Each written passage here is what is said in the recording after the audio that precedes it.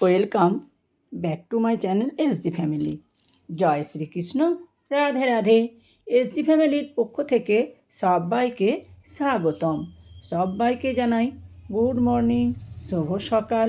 তার সাথে সবাইকে জানাই অনেক অনেক শুভেচ্ছা, অনেক অনেক অভিনন্দন। তো বন্ধুরা, সবাই কেমন আছো?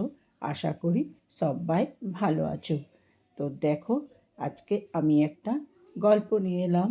তো গল্পটা শুনে তোমাদের আশা করি ভালো লাগবে, বা গল্পটা থেকে অনেক কিছু শিক্ষারও আছে। এরকম গল্প এখনকার দিনে এইরকম ভালোবাসা সত্যি বিরল। তো গল্পটা না শুনলে বুঝতে পারবে না। সাথী এত সুন্দর স্বামীর প্রতি ভালোবাসা দেখে সত্যি মুগ্ধ না হয়ে কেউ পারবে না। তো এই জন্য তোমাদের কাছে এই গল্পটাই আমার ভালো লাগলো, তাই গল্পটা নিয়ে এলাম। এখনকার দিনে ভালোবাসা মানে তো স্বার্থ, ভালোবাসা মানে তো ছিনিয়ে নেয়া জোর করে অধিকার।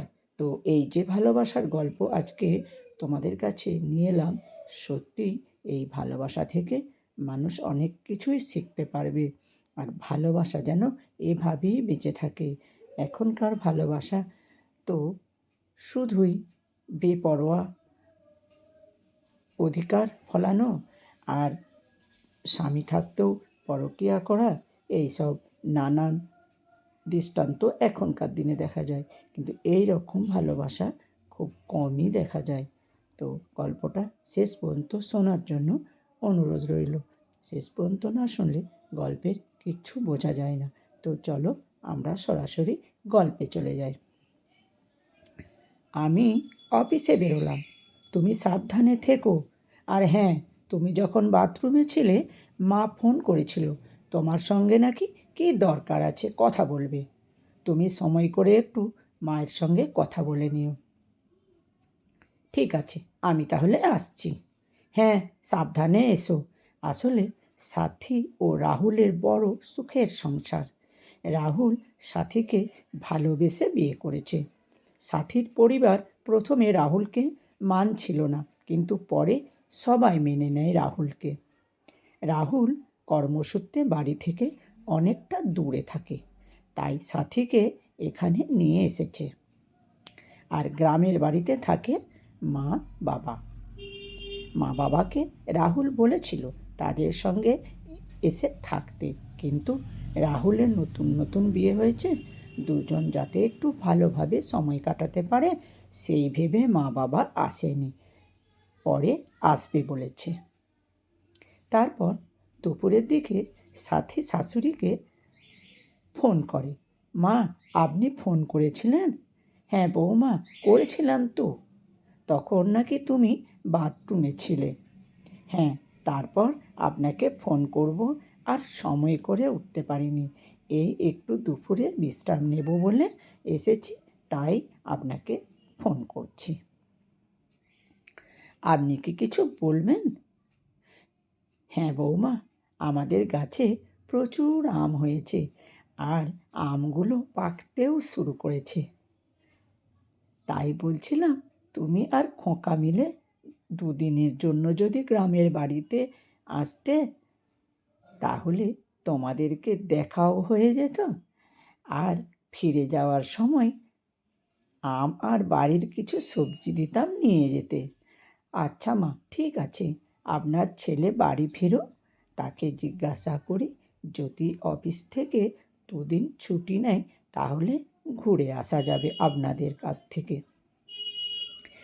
তারপর সন্ধ্যায় রাহুল বাড়ি ফিরতেই সাথী সব কথা খুলে বলল। রাহুল তখন বলল, আচ্ছা ঠিক আছে, অফিস না হলে দুদিন ছুটি নেওয়া যাবে। অনেক দিন হলো মা বাবার সঙ্গে দেখা হয়নি।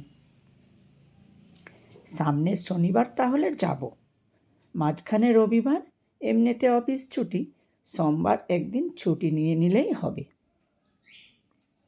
যেমন ভাবা তেমন কাজ।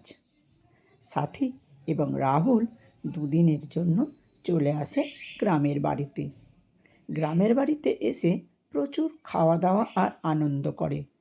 তারপর সোমবার দুপুরে খাসি মাংস, পুকুরের কাতলা মাছ, আরও অনেক কিছু খাওয়া। তারপরে ছিল পাকা আম। জমিয়ে খাওয়া দাওয়া সেরে জিনিসপত্র গুছিয়ে দুপুরে বেরিয়ে পড়ল আবার নিজেদের গন্তব্যে।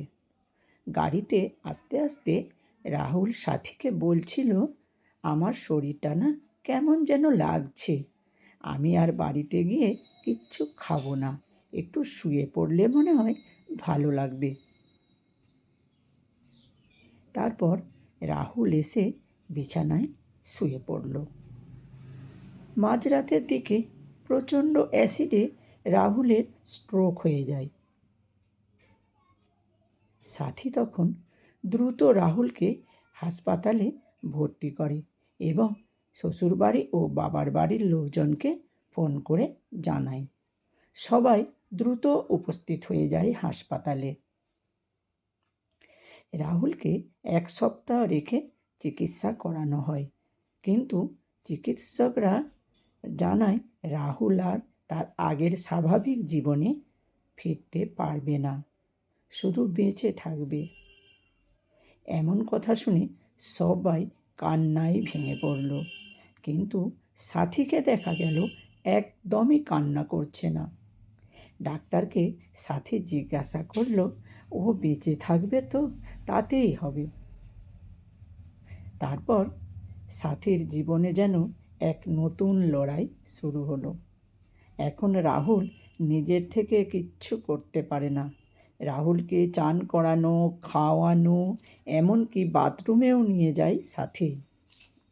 তবুও যেন তার কোনো দুঃখ নেই, তাতেই যেন খুব খুশি।